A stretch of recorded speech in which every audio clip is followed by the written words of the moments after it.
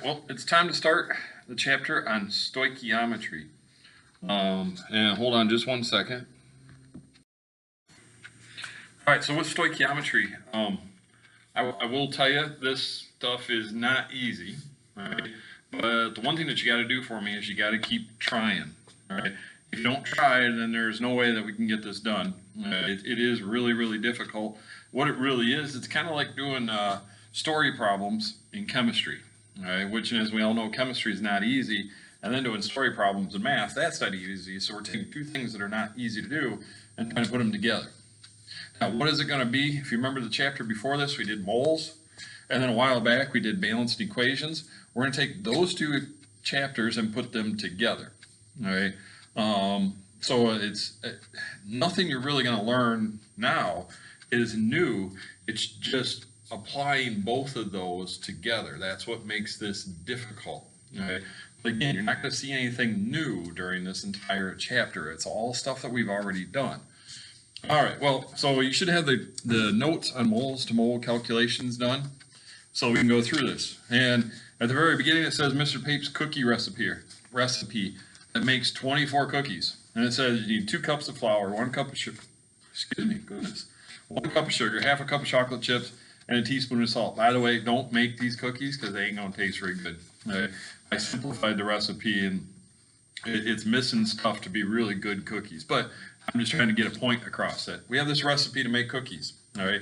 It says if you have a 1/4 cup of chocolate chips, so in the pantry you got a 1/4 cup of chocolate chips. Now I'll ask you right now, do you have enough to do the entire recipe? Nope. No, because you need a half a cup. You've only got a 1/4 cup. All right. But could you still make cookies? Yes, you could. All right. Now if you're gonna follow, you got to follow the recipe. It's not like make chocolate chip cookies with less chocolate chips. We want them correct. All right, so if you have a 1/4 cup of chocolate chips and lots of everything else, so you got gobs of flour, gobs of sugar, gobs of salt. It's just you got a little bit of chocolate chips. How many cookies can you make? Now in your head, you might be going, oh, well, it's going to be 12 cookies. Now what I want you to know is that according to there, I set it up mathematically so that you really have a half a cup of chocolate chips is what you need to make 24 cookies. So that part comes from the recipe, right? Then we go to the part that's the question. Well, according to the question, we've only got a 1/4 of a cup. That's 0.25 of chocolate chips. And we want to know X cookies that'll make. All right, so in your mind, this is really mathematically what you set up, okay? You might go, no, I just took half of this, and that makes it half of the 24, makes it 12. Well, it is still, again, what you really did, because you took 0.5, half of that is a 1/4. So now if I multiply this together, 0.25 times 24 equals x times 0.5. Then I got to get x by itself, so divide both sides by 0.5, or a half, and x is going to equal 12 cookies. If you do the math, right? So there's basically the setup. Now, in doing this before I go on, I do want to tell you that in the notes, it's difficult to write a ratio like this with the lines. So what I actually did is I found it was so much easier if I did this and set it up as a table. All right, and then you got this side that looks like this. And then the equal sign goes here, right?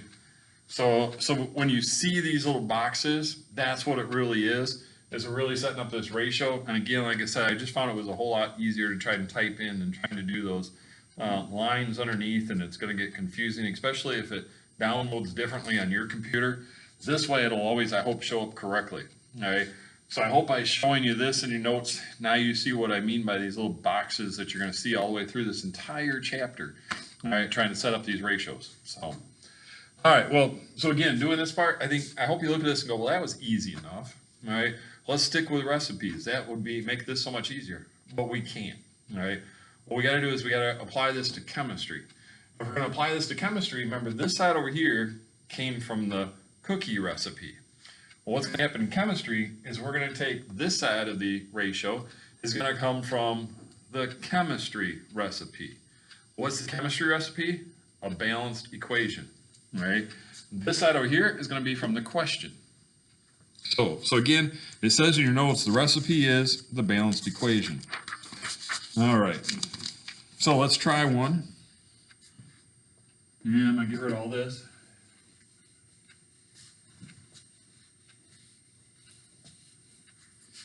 So we have this balanced equation of CO plus 2H2 forms CH3OH. All right, so there's my balanced equation. And then we have a question that says, how many moles of CH3? So we want to know X moles of this guy. Now I'm going to put that right above it so I know that's what I'm trying to find out. And it says will be formed from 4 moles of H2. So we got 4 moles of this guy. Now, did it say anything about CO? No, it didn't. So we don't have to worry about this in this ratio or this problem. It's in the reaction, but it doesn't matter for our calculations. Now, we want to find out if I got 4 moles of this, how many moles of that's going to be made? So I got to do is I got to look at my recipe, which is this. And the big numbers are out in front, those are moles. So I got 2 moles of H2, came from right there, over 1 mole of CH3OH. And that came from right there. I did that in blue to match up with the balanced equation. Then I go up to the part that was the question. I don't have 2 moles, I got 4 moles of H2. And I want to find X moles of CH3OH. So I have that. Now all I can do is cross multiply and solve. So 2 times X equals 4 times 1. Divide by 2, divide by 2. X equals 2 moles of CH3OH. So what does this tell me? Well, if I had 4 moles of H2, then I'm going to make 2 moles of CH3OH. That's what this tells me. All right. Again, it all came from this recipe, which is the balanced equation. Okay? All right, so now let's change this a little bit. Because this one I think was kind of easy. Some of you might have done this in your head as I was doing it. So what's going to happen if we all of a sudden change this up here to now we have 7.3 mole of H2. Ooh, now it's harder to do in your head. You might still be able to do it in your head, but it's going to be difficult. So really what ends up happening now is this side of this equation changes. This side over here doesn't change. The recipe didn't change. The balanced equation is still the same. But we now have 7.3 moles of H2, and we want to find out X moles of CH3OH. So cross multiply, 2 times X equals 1 times 7.3. Divide by 2 on both sides, that gets X by itself, and if you divide that out, you should end up with 3.65 moles of CH3OH. So now again, what this tells me is, well, if I had 7.3 moles of H2 and that's what all reacted, I'm going to end up with 3.65 moles of CH3OH made. All right, it's all using this recipe, this balanced equation. All right, so now let's change it a little bit more. It says how many moles of CO will be formed from 7.3 moles of H2. Oh, now we're not talking about this guy over here. We've changed this X to this over here. Now we got X moles of CO that we're trying to find out. Manello Red Flags to the high school office, please. So I'm going to get rid of this. So now is my ratio still? No, there's a problem here. We got this CH3OH. We got to get rid of that. So we are now talking 2 moles of H2 to 1 mole of CO. And then we go to the question. Well, I have 7.3 moles of H2 over X moles of CO. Cross multiply, 2 times X equals 1 times 7.3. Divide by 2 on both sides, and X ends up equaling 3.65. That's the same answer. Oh, but it's moles of CO. Why in the world is it the same answer? It's kind of confusing, isn't it? Oh, wait a minute. This made 1 mole of that, according to the recipe. 2 makes 1, but also 2 of this combines with 1 of that. So it's still the same 2-to-1 ratio. Oh, that's why it's still the same. I don't want you to assume this is going to happen all the time, but the only reason it worked out this time is because those ratios were the same. Okay? But also notice down here, really the other thing that changed down here is we said instead of CH3OH, we said CO, or carbon monoxide. All right, well, let's change it some more. So now what we're gonna do is, oh no, now we're gonna change this part.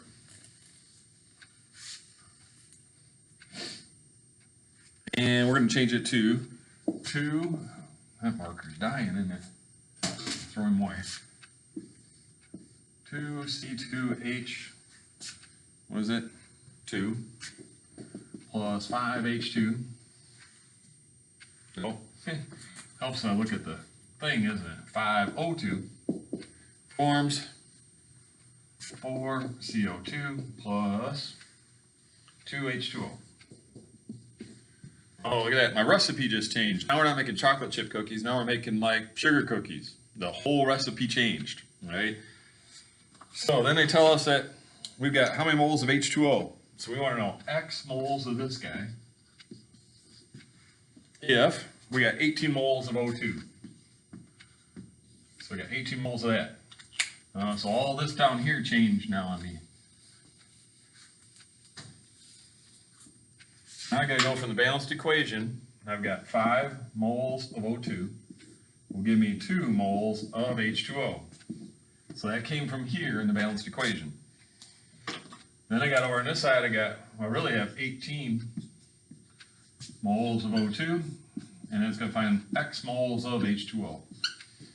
So from there, cross multiply, 5 times X equals 2 times 18. Divide by 5 on both sides, and X ends up equaling 7.2. And that's moles of H2O.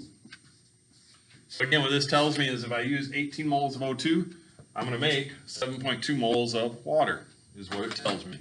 And it all comes from this balanced equation, which is the recipe.